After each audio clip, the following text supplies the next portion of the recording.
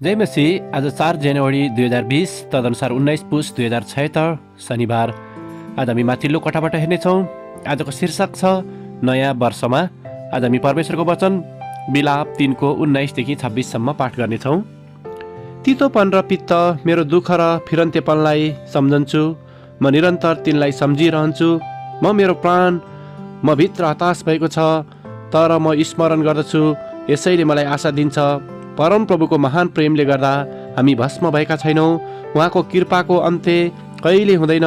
हरेक बिहान उहाँको कृपा नयाँ हुन्छ। तपाईँको विश्वस्तता महान छ।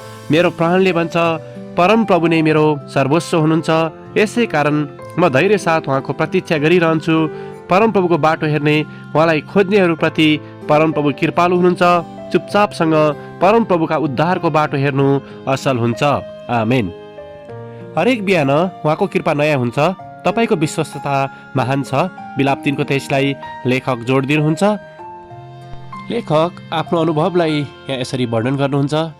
जब नयाँ वर्षको आगमन हुँदै थियो, मैले विगतको वर्षलाई फर्केर हेर्नको निम्ति केही समय छुट्याएँ।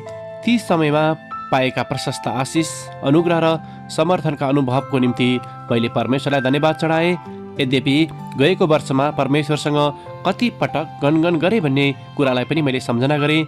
जब जब परमेश्वरका योजनाहरू मेरा चाहनाहरूभन्दा भिन्न हुँदथे, मैले प्रश्न गर्ने गर्दथेँ, किन परमेश्वर? के तपाईँ मलाई साँच्चै प्रेम गर्नुहुन्छ त? तर जसरी समय बित्दै गए, परमेश्वरका ती योजनाहरू मेरो निम्ति सधैँ असल थिए भन्ने कुरालाई मैले महसुस पनि गर्न सकेँ। यो वर्ष चाहिँ मेरो जस्तोसुकै परिस्थिति भए तापनि मैले परमेश्वरलाई सकेसम्म गनगन गर्ने छुइनँ भनेर अठोट गरेकी छु। र यो एउटा सहज अठोट होइन। यो बीच मलाई धेरै कष्ट र निराशा हुन सक्दछ र सायद परीक्षामा परेर फेरि पनि म परमेश्वरतिर फर्केर किन प्रभु भनेर प्रश्न गर्न पनि सक्दछु। मलाई यो कुराको बारेमा पूर्व धारणा भए तापनि मलाई थाहा छ कि परमेश्वरको शक्ति सधैँ मेरो साथमा छ। परमेश्वरले मलाई विगतका वर्षहरूमा जसरी सहायता गर्नुभएको छ, आउने वर्षहरूमा पनि उहाँले मलाई सहायता गर्नुहुनेछ भन्ने कुरामा म विश्वस्त छु। अनि म विश्वास गर्दछु कि परमेश्वरको प्रेम र करुणा हरेक बिहानी मेरो निम्ति नयाँ हुनेछ। आउने नयाँ वर्ष मेरो निम्ति कस्तो वर्ष हुनेछ भन्ने विषयमा मलाई थाहा नभए तापनि म विश्वास र आशामा परमेश्वरसँग जिउने कार्यमा आफैलाई लगाउनेछु, जसले मेरो जीवनमा धेरै उत्तम कार्यहरू गर्नुभएको छ।